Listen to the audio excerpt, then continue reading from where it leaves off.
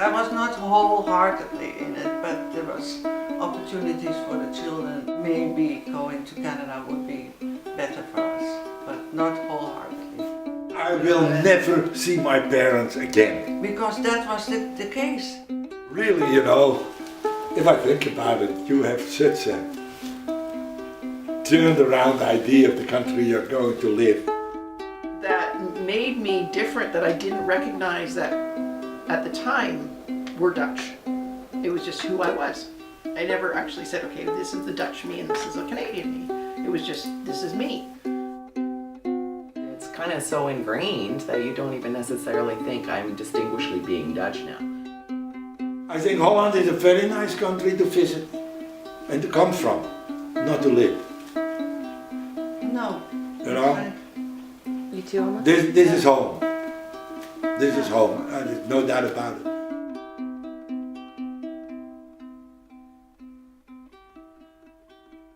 My name is Cora Marie Clardy and my maiden name is Krijgsman. So you don't use it here, but I use it in Holland. And she is the lucky lady who's married with me. And that is the prime male. My name is Johan. Officially, it's not used, but on passports. Normally it's Hans, last name Clark. So I'm Mara, and sister of Alan, daughter of Cora and Hans, auntie of Danielle. I'm Ellen Holmes. I'm Danielle's mom. I have 4 children, 3 girls and a boy. I'm married to David Holmes, and yeah, that's me.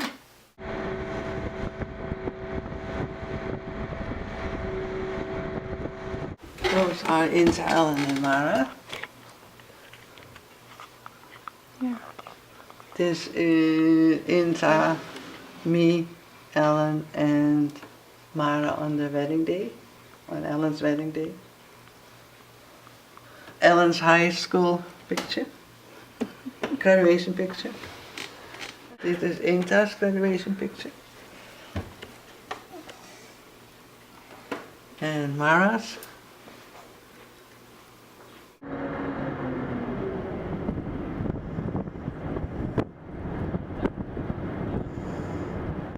Yeah, Inta was my, I guess was 3 years older than me, so she was always, you know, that big sister. It was interesting because she and Mara had a much closer relationship because both of them liked the high heels and the, you know, the makeup, and I was the tomboy who did all the sports, and right, I didn't have a lot in common with either of them at the time.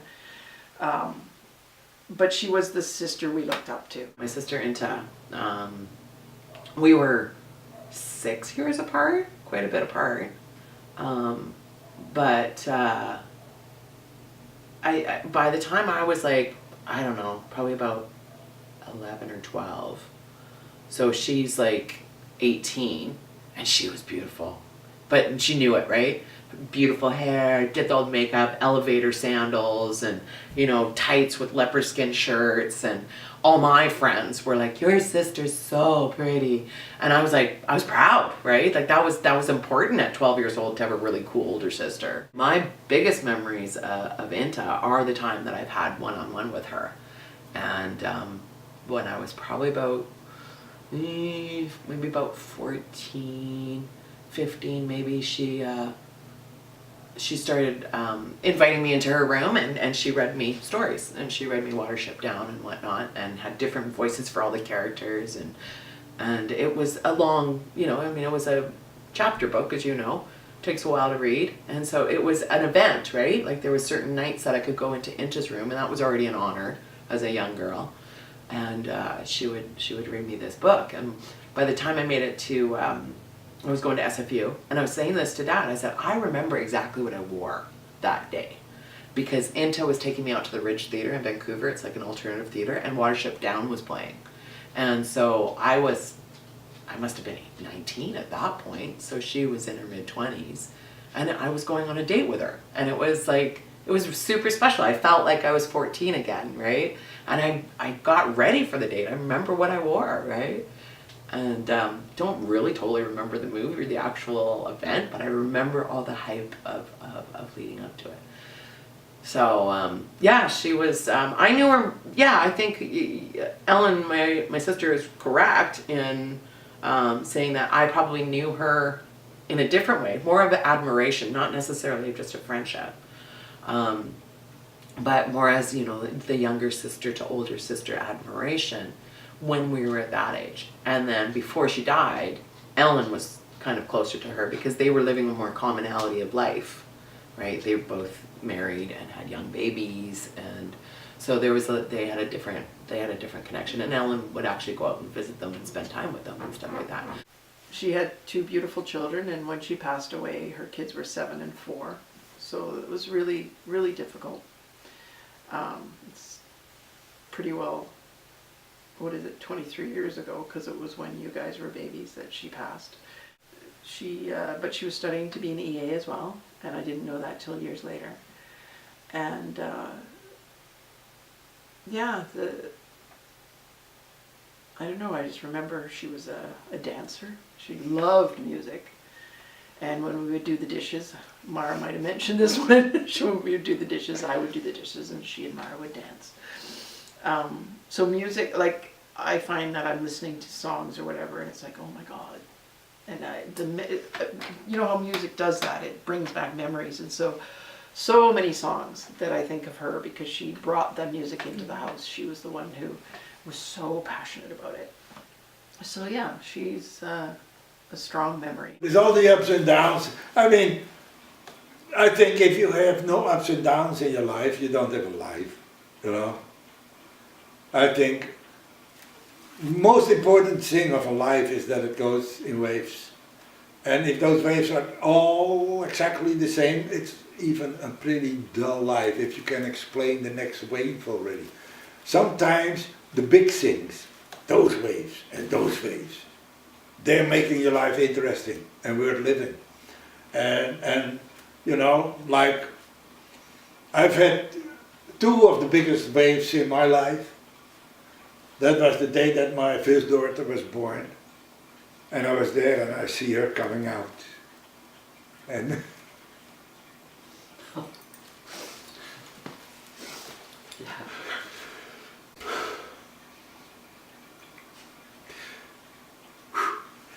and later I have the same day. Then I hear that she was not here anymore. And, you know, it's an incredible emotion you go through. But even though that is what makes your life much more complete and richer, as that you didn't have those big waves. Even the negative parts, I don't feel it in my personal life as a negative thing. I feel it as something which is incredible and made me grow in my life. And I can be very thankful for the days I had with this person. And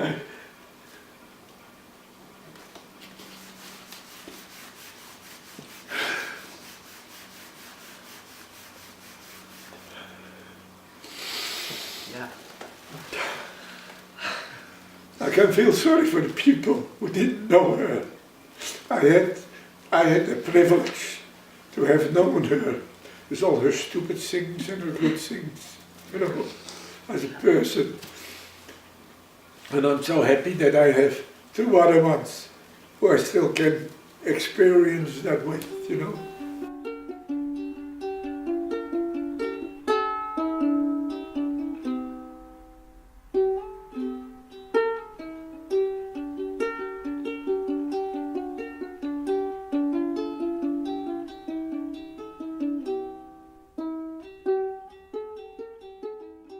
I was born in Amsterdam, but I was born in the hospital, so officially I'm born in Amsterdam, but I lived in Diemen and it was a little village against the border of Amsterdam, right? So that's where I grew up. I was born in Holland but raised in Canada, so but raised with European values.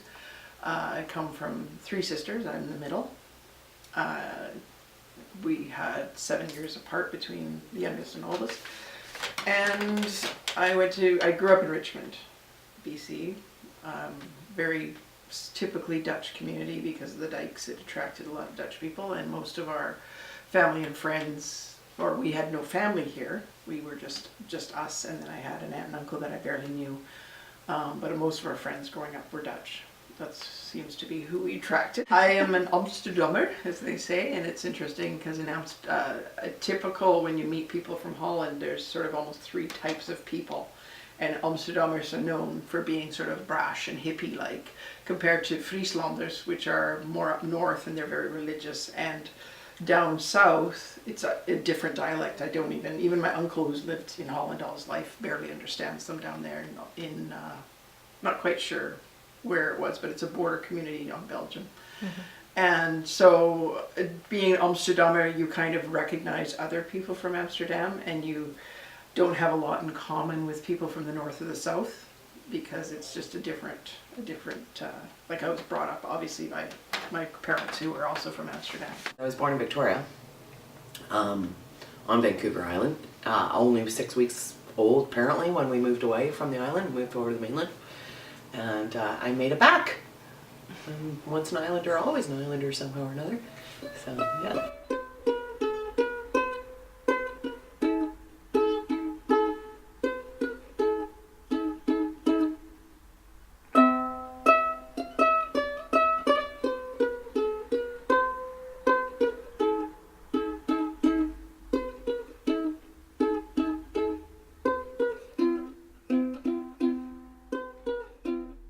So we immigrated here in 1967 when I was about 20 months old. It was in April, I believe. But that would have to be verified because I was quite little. Don't have any true memories of that.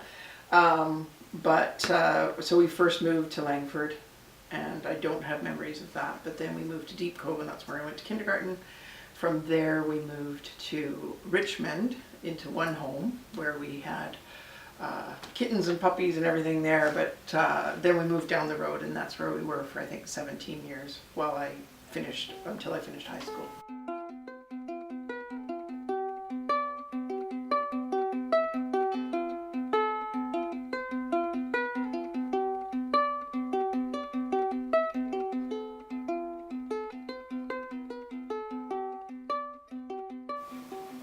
I was unhappy in Holland with my possibilities. I felt, and it was maybe not correct, but I felt that things were not working for me. I was freelancing film business, and I found that there is a lot of people in that business who are smiling in your face, knocking on your shoulders and promising you the world, and then don't keep the promise and don't mean what they're saying. But you say that because you think you have a job or this and that. It is ha ha ha, oh you buy the kids and blah blah blah, you know. So I didn't like that kind of a mentality. I did not like all the rules and regulations they had. You know, everything was a law for it and a thing for it. I felt there was a huge amount of a lack of freedom. So I wanted to get out of there. I tried the States, and that gave all kind of difficulties. I never wanted to go to Canada because of the ice bears and the rough climate. But then I discovered that there was this tropical area in Canada. I got very hot and interested for it, just to get out of there. On the moment that we got our papers together, people started to ask that same question what you just asked. Why? Why do you want to leave Holland? Then on a certain moment we created all kinds of answers for that question. Well, for but me, we're not really I there. was going to say, for me it was, you know, we had 2 children, they couldn't play out in the street because it was too dangerous. So after school or whenever we went to the sandbox to sit there, and then all the cats and dogs in the neighborhood did the business in the sandbox, and that was actually our only thing that I could take the kids to, or you know, and of course that was very hard. And also our apartment was limited because you didn't even have a shower or a bathtub. So it was all a little bit not so great, really. So that way, you know, when we saw that thing on Vancouver Island, and yeah, there was something to say for it, but I was not wholeheartedly in it, but there was opportunities for the children. Ellen was very pale because, you know, I walked her as a baby through Amsterdam, and it was all the car outlets and all the stuff. She was very pale and not so healthy, really. So, and you know, living there was not the greatest.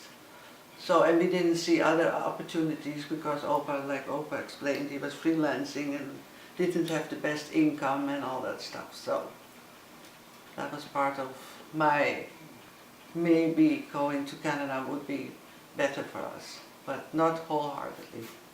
And then we said, okay, we give it 5 years. If it doesn't work, we go back. Yeah. 5 years, they were the longest 5 years in my life. It's unbelievable how long 5 years are. This is Hans, Loes and Nell, his sisters. My parents, with Ellen in Taimara. My parents on the wedding day. Hans's dad. My father's parents. And this is my father. This is my dad. Hans's grandmother. The family wall. I didn't really want to come, but I said, well, I prevented it once, so I have to say yes, but it was not wholeheartedly, no. It was kind of, I was divided because I thought, oh, it is adventurous, and I like adventures, but it was also, you know, my parents and my sister and my I will brother, never see my parents again. because that was the case. Because you said goodbye there and that was it. Because the distance was too big, the travel was too expensive and too complicated and took too long. So we really thought that we leave, that's Yeah, it. yeah, We'll never that's see it. the old country again or our friends or our family. Well, at first, of course, and later maybe if we would make some money we could go, but you know, in the first thought was, oh, you will never see them again, right? So, but that was, my parents, right away, my dad was called in at his boss and he says, Krijgsman, you will go to Canada. You go next year to your daughter. So my parents came right away, actually. So, and that was great because, you know, it gave us an incentive to fix our house and make it, you know, really attractive for my parents. And that was great. So they have been coming every year since, for about 25 times they have been here for 6 or 7 weeks in the summertime. So 25 times 6 is 150 weeks, right? So they lived here for 3 years actually.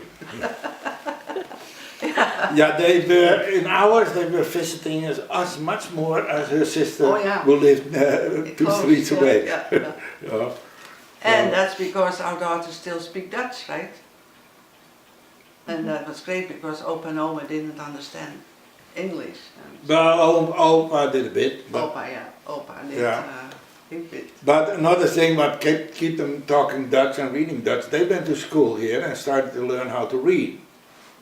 Like Inta, the oldest, she went to school and was kind of coming home crying because the kids were not very interested in her, they couldn't play with them because they didn't understand each other and all that.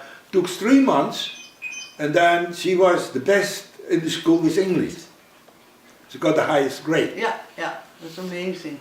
So that is with kids that age, they learn things so fast, you know.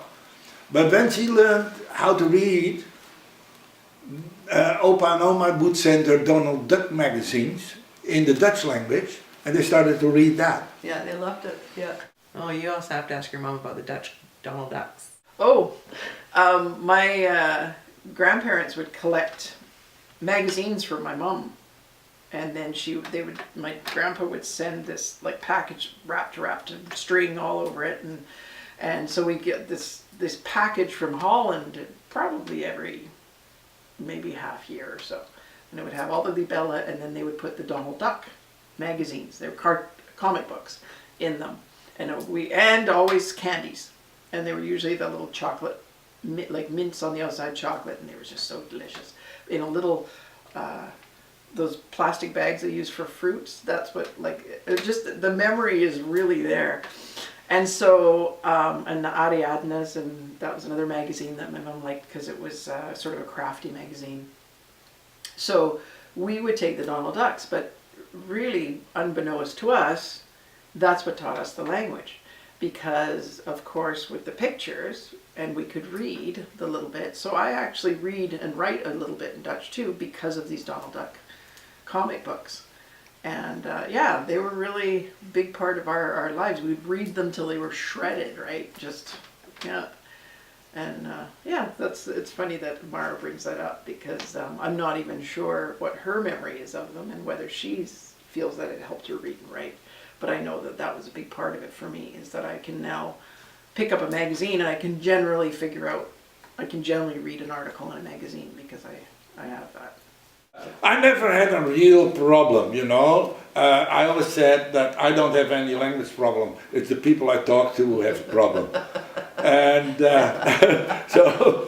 so I just talk whatever I had to talk. If they didn't understand me, they would ask for, what the hell do you mean? And do it again, you know, like.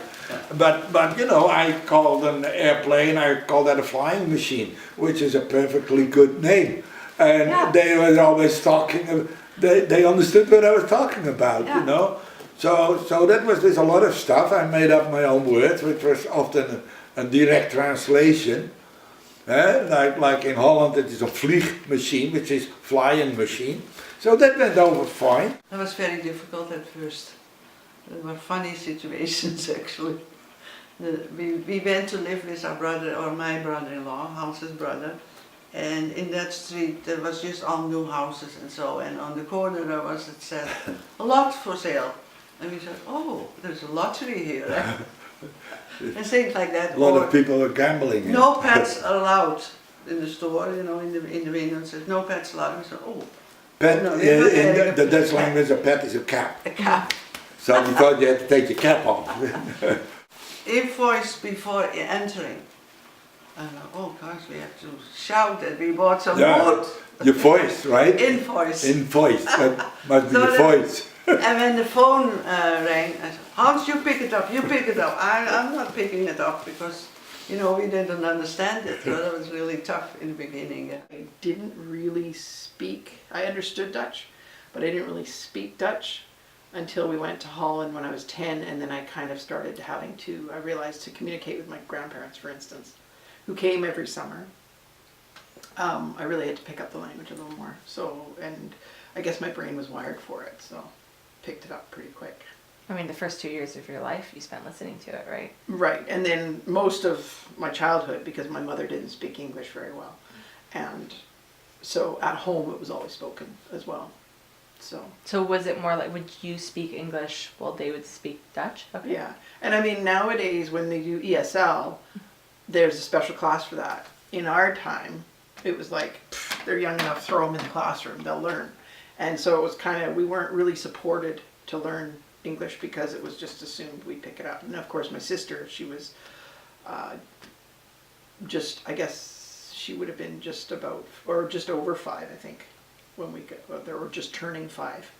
And so for her, she was thrown in. She didn't have a word of English.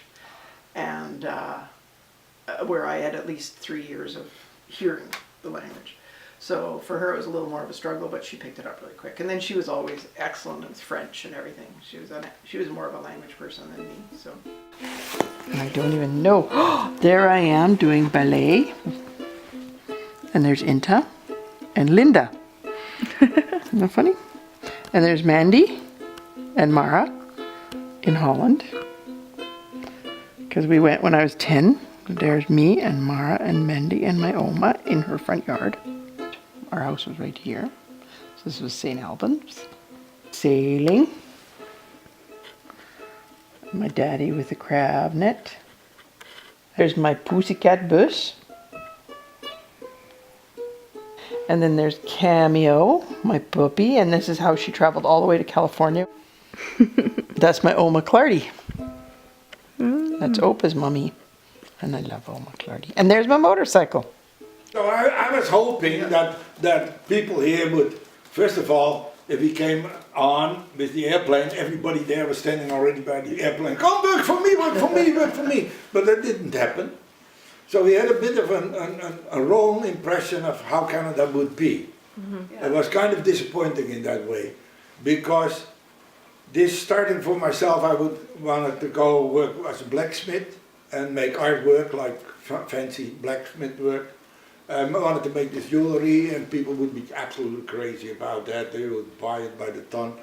And I would make graphic prints and linos and paintings and just an all-around art thing. And gee, I would be famous in no time, and people would, all over Canada would buy all this stuff. You know? I was doing some expositions in Amsterdam in artwork, and I got a customer who wanted me to make a certain painting what he liked. But then he wanted me to make 10 of them. And then he would export them to his son in New York. And in New York they would give him a fortune for them, because that were real oil paintings on real linen and blah blah blah, real art, right? So I felt kind of very insulted as an artist that he wanted me to do mass work, and I wouldn't do that. But I thought, if they don't know anything about arts there, I can make a good living maybe as an artist. I got a beard.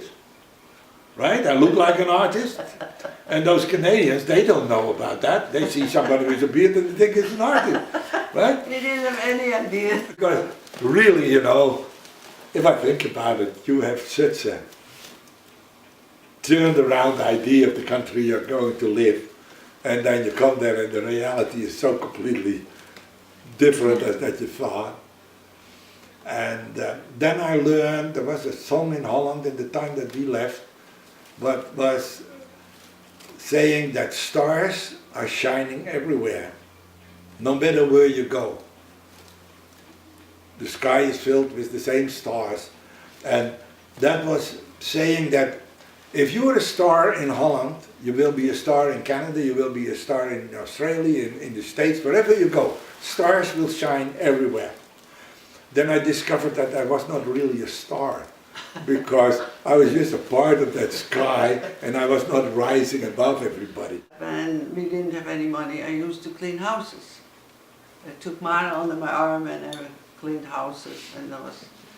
Just Mara as a brush. I hate it. So, you know, I had Mara, so I couldn't just leave her. I had to take her to the houses where I cleaned.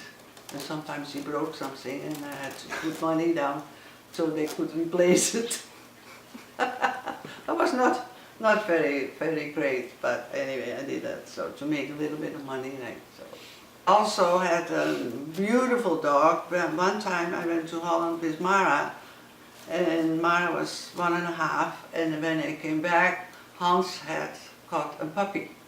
In our little house we had a puppy. We had 2 cats, a puppy. And then when we moved to Richmond, our dog became pregnant, and she had 11 puppies, 2 died, and our cat had 5 kittens. And we didn't have a penny to our name. Really not a penny to her. But Hans said, okay, here I give you $30, don't worry about it. I fix cars and all that stuff. Here's $30 and, you know, for food. But $9 went to all the animals. To make it a long story short, we had quite a struggle to make a little bit of money and survive, but we did. And I remember our first Christmas in Canada, we gave each other, he gave me a garbage can, or I gave him a paintbrush, you know, very practical stuff. And I made dolls for the girls, or bedding for their doll bed and all that stuff. So we hardly spent a penny. We made a lot ourselves.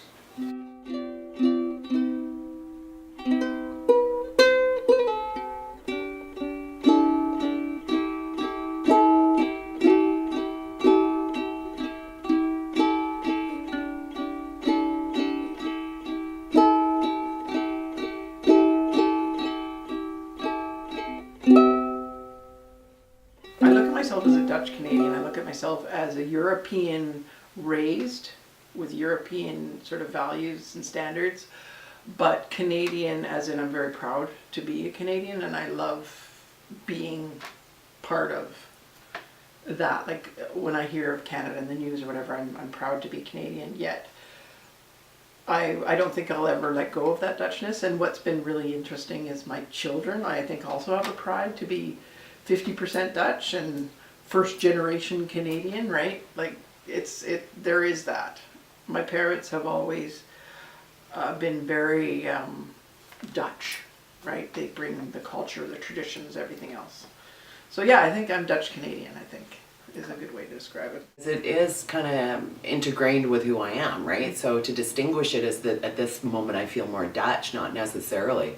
The other day I was talking to Nalda on the phone, and I was talking about the internet connection when my mom called, and I said, yeah, and then we were talking to her, but then she had to call back because the verbinding wasn't good. And I didn't think twice about it, even just throwing in, you know, the different language, because I'm also speaking to somebody that speaks Dutch, so that's really easy to do. But she was just like, oh, you're so cute. She goes, you're so cute just throwing in that word. And I'm like, what do you mean? Right? Not even necessarily knowing that I did it. But yeah, I guess it's kind of so ingrained that you don't even necessarily think I'm distinguishedly being Dutch now. Now, granted, if I invite people over and I'm introducing them to the heritage, like when I had dinner with the girls and I made nasi goreng, which is Dutch Indonesian, right? Then I like showing that off. You know, moments like that when you're kind of being a little bit more traditional, I guess what would be considered traditional Dutch. I think when I look around my house and I see how I decorate, I think that's kind of more European than modern Canadian, like if you can call it decorate. It's kind of egotistical to say that, but you know, like I like the clutter, I like the trinkets, I like the things that are mishmash and whatnot. That's very old traditional Dutch. I think if you go to Holland now, everything's, you know, IKEA clean and Swedish white and you know, porcelain, and everything's modern. But I still think that's a little bit of a European background that I have, the way I keep my house. Yeah. There were things that made me different that I didn't recognize that at the time were Dutch. It was just who I was. I never actually said, okay, this is the Dutch me and this is a Canadian me. It was just, this is me. It's interesting because I think I feel more Dutch culturally, but more Canadian with my pride, if that makes sense. So culturally, I have this, I have to have my licorice and my Gouda, and I celebrate Sinterklaas, and all those kind of things are very important to me. And to pass those traditions down to my children is also very important. But at the same time, I'm proud that I'm part of Canada, that the whole, almost neutrality of the country, the friendliness of the country, I would think that I identify, but in different ways, with both cultures. Oh, well, definitely, like my grandparents coming every summer and staying with for 6 or 7 weeks. So it was like living in a miniature Holland, because my parents would always be speaking Dutch, and it would be sort of this, right? And the fact that we celebrated Dutch holidays. So, and that was, especially for my mom, tradition is extremely important. And so for her, it was constantly in our lives, the Dutch part of it. And I think for both my parents, especially my mom, keeping that Dutch heritage, keeping that Dutch identity was very important. And that she passed on to us without, I think, even recognizing she was doing it. We had, like I said, friends growing up who were Dutch. My best bestie since I was 8, she came from Holland as well, or her parents came from Holland. So it was always that touch of Dutch throughout my whole life, no matter what I did. Eating Dutch foods. We ate Dutch food. The Dutch Indonesian food, all the potato mashed with vegetable stuff, and the sausages and all of that. Like culturally, my mom just immersed us. So I think that really did help. I think it kind of happened because I am Dutch, if that makes sense. So I brought my children up in my natural way, that just the Dutch came through, like the foods and the cultures and the traditions. I mean, I guess it's similar to the way I really also taught you guys about your Auntie Inta. I kind of it always has been just something in our conversations. I've never consciously said, oh, I better talk about Holland today, I better talk about, right? But it was sort of, you know, and then making sure, like the fact that you guys traveled there when you were younger, so that you could see where you came from, who your aunts and uncles and great aunts, uncles, cousins came from. It's funny because I think a lot of people, when they think of Holland or Germany or Belgium, they go, oh yeah, they're all sort of the same as Canadians, right? But when you go there, you realize how different, and historically how different. I mean, even your father, 25 years after we were married, he finally went, oh, like, right? Like he kind of went, I get you a little more now.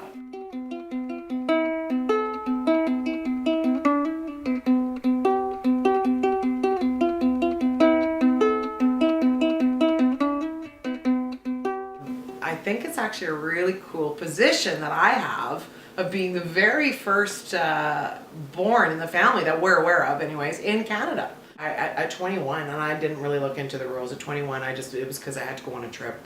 I wanted to go on a trip, and I had to get my passport. And I did find out, and I never looked into the details of this, apparently I could have chosen citizenship. Dutch citizenship? Yeah. That's interesting. Yeah. So, and I don't know how right I am, or how maybe my memory recollection is wrong, or if I could have gone half and half. But it was a lot more work to have been able to maintain that. And I'm proud of my background. If I could have maintained dual citizenship, yeah, I kind of wish I could. You know, I think that's what I do though, is I forget that it was even a possibility. So you don't have to have any regret over it. But when you think about it, I don't know what the true benefits of all it would have been. But maybe it would have opened my eyes to other opportunities that I don't necessarily think I have now. I did put my post-secondary, so I had decided at that point I wanted to work in as a ranger, right? So I did fish, wildlife, and recreation at BCIT. So before that time, I decided I better become a Canadian so that I could work in the field. So, like I said, that's really the only reason. I think at the time, the other fear I had, because if you think about it, I was raised during the Cold War. My cousin was really, really panicky. I always spoke with her, my cousin Mandy, who is my mom's sister's daughter. She and I are very close, and her big fear was about the Cold War. And at the time, you had mandatory, I guess, army time. You had to go to the army when, I can't remember how old you were, but that was a fear because I, as a Dutch citizen, could have been called to Holland to be in their army, and it was kind of freaky. And of course, at the time, we didn't have social media with Googling and everything else, so it's not like something we could actually go, okay, what are the chances? It was sort of this whole, you know, why take the chance, right? I didn't want to. I guess I didn't feel national enough to Holland to say, yeah, I'd give my life for Holland, right? So, yeah, so there were various reasons why I did it, and unfortunately it was I think a few years later that I found out I could have kept and been dual, but I wasn't aware of it at the time, and so I lost my Dutch citizenship, which was hard at first, because it was a piece of my identity. And I felt like I was born there, why can't I keep it, right? It seemed weird that you have to give up your old identity to be living in Canada. It's just an odd, to me, I think everyone should be allowed to have dual. Hans had a steady job as an electrician, right? He became an electrician, and so that was wonderful. So we could afford to buy a sailboat, a new one, because everybody else had loans of their cars, and we didn't. We only had our house, and we had always drove old cars, right? So, and then we could afford a sailboat. That was great. So we sailed all over the coast here with the girls, and it was a small boat, but rather big inside. It was only 21 feet, and nobody believed that we could go there with 5 people and a big dog, but we did it. What was the name of that boat? Woolwater. And it went back to my parents because they had a little motorboat, and it was called the Woolwater. What does that mean? It means a woolwater, you say, oh, a child can be a woolwater, it's kind of a busy child. That's a woolwater. Yeah, so, and then the dream came of having a bigger boat, and we looked around, and then we started thinking about building our own boat. So, and that's what happened. We bought a hull and finished the boat. And that's the White Raven? Yeah, that was the White Raven, and it took 4.5 years of building. And it was quite something to do that. Hans became Canadian because he wanted to register White Raven on the name, right? We started to build a White Raven because we used to have a 21-footer. And with the 3 girls and a big dog, a wife and a husband, that 21-footer was a little bit tiny. So every night we would put everything on the cabin and tarp over it so that we had room to sleep inside. The dog mostly was outside. We bought a poncho for the dog in the rain. And I was thinking about a name for this boat. At the time we had Hunky Bill. He wanted to have a restaurant in Vancouver called Hunky Bill. All kind of people were on his neck because he was discriminating, and hunky was a swear word because the Indians called the white man hunky, and that was not a very nice name. So, and I was thinking of a hunky raven, you know. But I thought, oh, he gets papers and all kind of articles. I thought, oh no, I can't do that. So then on a certain moment I thought, White Raven, you know, because I could identify with the Raven figure as it was. I like to kick against the system and see what happens. Maybe for the better, maybe for the worse. But at least I wake up people and changing their ways, which is the story of the Raven. So I thought White Raven, that is a very nice name in that regard, and it is built here where the Raven stories exist and where the Raven Indian art exists.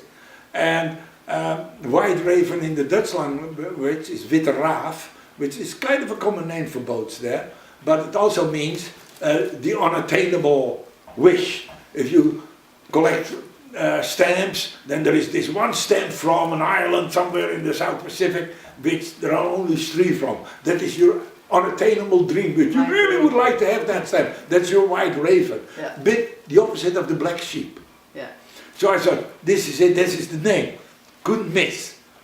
You know, I couldn't get of anything else that was fitting everywhere.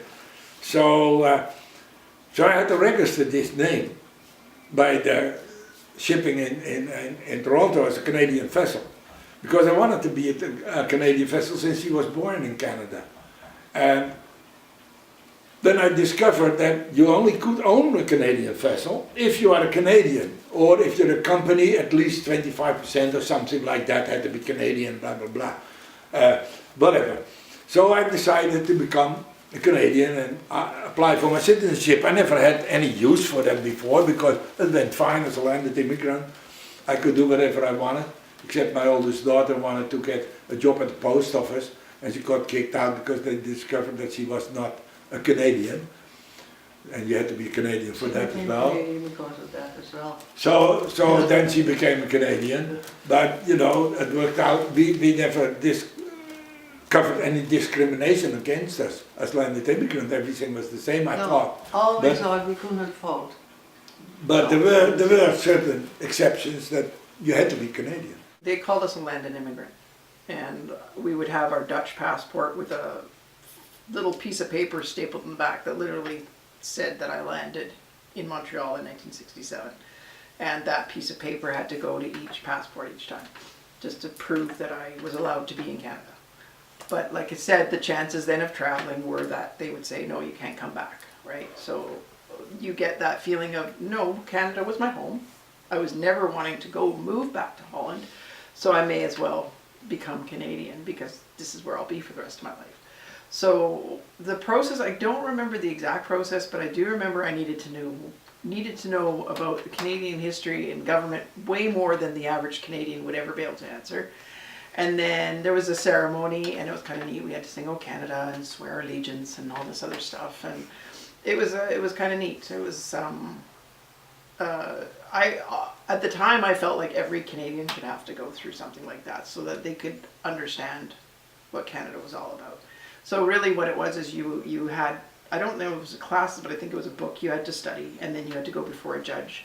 I had to be sort of interviewed as to why and what and everything else. For me, I'm fairly sure that I was a shoo-in because I've been there since I was 2, so I didn't really have any influences from Holland except for my parents and my grandparents. And now I have a card that if I have to go and get my passport again, I always have to show my card that proves that I'm a Canadian. It's just this little laminated Canadian citizenship card. So I had to go to Vancouver to a citizenship judge, and he asked me different questions from who is our president or Prime Minister. prime minister, the name, and he wanted to know the name of my what is the burgemeester from The mayor. the mayor of Richmond and all that, you know. So I just happened to know those things, but then there were a few other questions and I had no idea, you know, because I never studied that thing. So he said, well, if you want a Canadian, I wish you had spent some more time studying all the questions and all that. I said, well, to be honest with you, I didn't have time for it. I'm working 16 to 18 hours a day, and I need a little bit of sleep as well. So I did not explain him that 8 hours were on my job and 8 hours were on my boat. But he said, well, if you're working those many hours, I hope you don't complain about the taxes you pay. I said, no, I'm happy to pay all my taxes. The only thing I bitch about is the way they spend my taxes. So the judge says, I really agree with you there, 100%. Boom, boom, boom. So I became a Canadian. You know? I became a Canadian much later, and the reason was since my parents were still alive, I didn't want to become Canadian. But there was a second reason. Then Angie Mara lived in the States, and now I had to pay to get into the state. I had to pay a visa because I was Dutch, right? So that's why I became Canadian. Just to get rid of that law. So I didn't want to pay to visit my daughter and buy a visa to visit my daughter. So yeah, and I wanted to be Canadian. But I was very fortunate because in those days, if you became Canadian and were married to a Canadian, Yeah. I could keep my Dutch citizenship. So I have dual citizenship. You Hans lost his, but I. Because I have was dual? Canadian. Yeah. Yeah, she was married as a Canadian. So I have dual citizenship. I lost my Dutch citizenship. Yeah. Me, Canadian. Canadian. Yeah. can you think of when that switch happened? Like, was it before you officially became Canadian? Did you consider Oh yourself yeah, Canadian? yeah. Yeah, we just didn't bother because things were fine, right? Yeah, and But- we love it here. So. But no, in my mind, I think Holland is a very nice country to visit and to come from, not to live. No. You know? Right. You too, Alma? This is home. This is home. There's no doubt about it.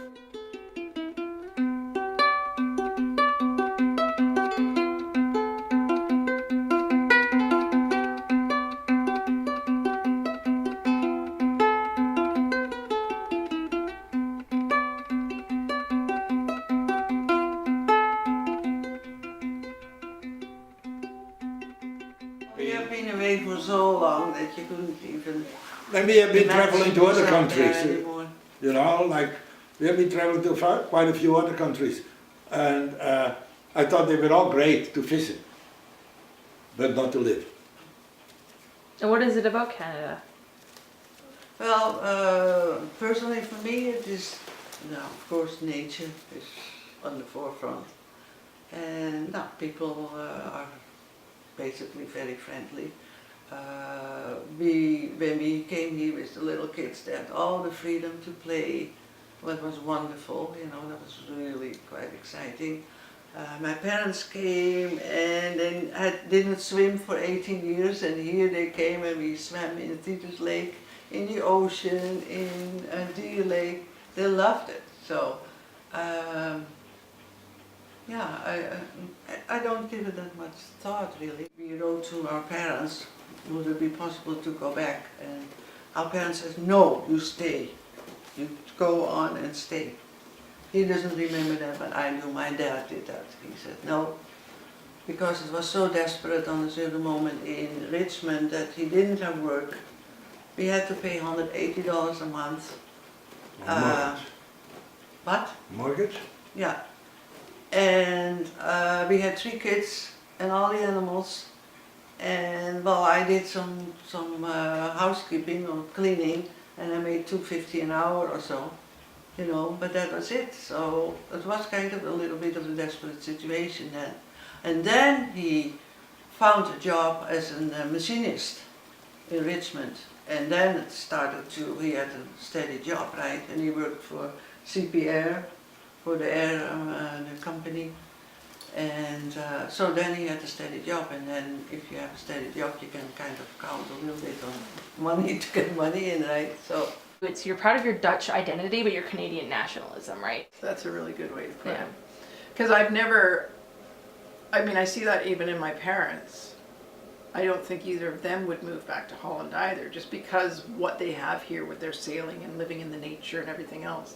So I've never had this desire to move back. I've always said to my parents though how hard that would be, because you have your foot in both doors. You've got your family, your sisters, your brothers, your parents, where you grew up, but they were also quite young when they came here, right? They've been here longer than they've been there. I don't quite have that foot in both doors, but I still have cousins and aunts and uncles that I miss. And so in a way, it's not so much Holland, it's the people. I've actually have always been extremely thankful that my parents brought me here, because it's so beautiful here. And when I have gone back, I've always found it very crowded. I miss my cousins, and I wish that I had been able to grow up with them. But I guess, I'm trying to remember, but I must have been, I think I had when my son was there, when I brought your brother, and he wasn't quite 2, and we went to go see my mom's friend, Ellen, who I'm named after. And we went to her house to visit, and all the neighbors suddenly came over because they, like it was like this really weird, everybody was in each other's business thing. And the houses in Holland tend to have really big living room windows, and everybody just sort of, it's like you're on display, like you don't have any privacy, and that turned me off. And it's just, to me, maybe it's a language thing, because my level of language is maybe grade 4 or 5, so I can't have any intelligent conversations with people in Dutch.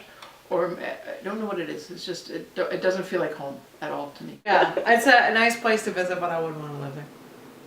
Yeah? Yeah, Yeah. no. Why not? Well, I guess I was just a couple years younger than you when I spent 6 weeks there, and I actually started feeling very claustrophobic. I like what we have in Canada, at least this part of Canada. No, I was ready to come home. I remember maybe about 3 or 4 weeks in, and my aunt, Tante Suze, and Encore, who I was staying with, they're like, do you want to go camping? I'm like, my gosh, yes! Let me get out of this. Because it was also very gossipy, very small town. Everyone knew everybody, and it was like I'd just be riding my bike to the market, and like you knew everybody already. This is in Demon, right? And so to go camping, I'm like, yeah, let's go camping. We drove for I don't know how long, because Holland's not all that big. But we end up in this campsite, and it's like it was even more crowded than what we would now know here as like a mobile home park, right? And sure, you were maybe a little bit in the forest, but it was like, you know, little cabin after cabin after cabin. There was no great open space. Yeah, I visited a campsite in Holland before. I was like, what is this? Yeah, It felt just like- it felt like the little town all over again, but then everyone's outside. Right, exactly. And everyone knows each other already, and they have the little hall, and they go play bingo on Tuesday nights. And I'm like, your definition of camping is definitely different than mine. Yeah. I still think I'm in one of the best bloody countries in the world. Oh yeah. You know, even though we have maybe groups of government who are trying to screw it up whenever they can, but it's still a fantastic, beautiful country here. It's I'm not talking Canada even, I'm talking BC. I'm maybe not a Canadian, I'm a BCer. Yeah, BC. You know, I think BC is a fantastic province, Yeah. a fantastic landscape, a fantastic area to be in. And if we go out with our boat, you cannot wish for anything No. more beautiful and more fantastic as this, you know. And you know it yourself, now with your studies, you travel to all kind of places on the island alone already. And it's fun, blooming-tastic, you know. And you can nearly forget that there is a government there who kind of screw it up with all the rules and regulations. It's just absolute gorgeous and beautiful. Very, very. And you can imagine that if you're out there, you go to Long Beach or whatever, you know, you can forget about the rest of the world. You can nearly imagine that you live in a world of peace and beauty. You know, if you don't have a TV and don't watch the news and don't watch all this crap from Trump and the shootings in schools and all that other stuff, then you nearly live in heaven here. Yeah. Whether you believe in heaven or not, which I do. I believe that heaven is during your lifetime. And you can, with a smile, everybody smiles back at you, and it is heaven. As soon as you are a nasty son of a bitch, and you be nasty to anybody, then they're nasty to you, and you live on hell. You know? So I think you make hell and heaven during your lifetime here on earth. Okay. After that it is over. But I think that is a very important part of life, whether you're in Canada or anywhere else. But in Canada it is much easier to live in heaven and forget all the agony what is going on in the rest of the We're world. very, very fortunate. We are very fortunate people. We are very fortunate for the fact that we are born in Holland, because Holland is pretty damn good as well in that regard, especially in the time we were there. Yeah. When we came here, it's another part of the world where life is darn damn good, and we are incredibly lucky. And that is not to our credit, it's pure luck. I could have crawled out of a mother in one of those countries like Persia or any other country in Africa where they are starving from hungry when they're half a years old or whatever. It's nothing, I have nothing to do with it. I was just lucky to crawl out of a mother in the right place at the right time. You know? So I think that is a very important part, and it's not to your credit. It is bloody luck. You know, it's better as winning the $1 million in the lottery. Yeah, and I think for that whole generation after us, I think it is a happy choice what we made. Yeah. You know, they came down pretty good. We have the whole world in our pocket. Yeah. As we always say, you guys are friends with everybody. Right. Yeah, that's a pretty good life. Yeah. Yeah. Yeah.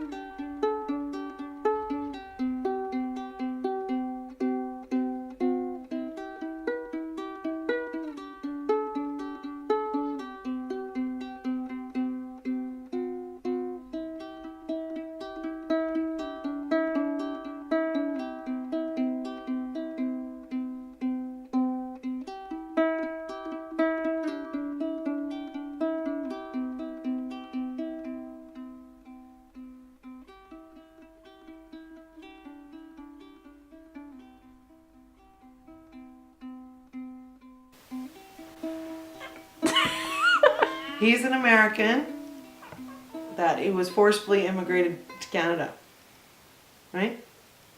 So, BB, what do you identify as?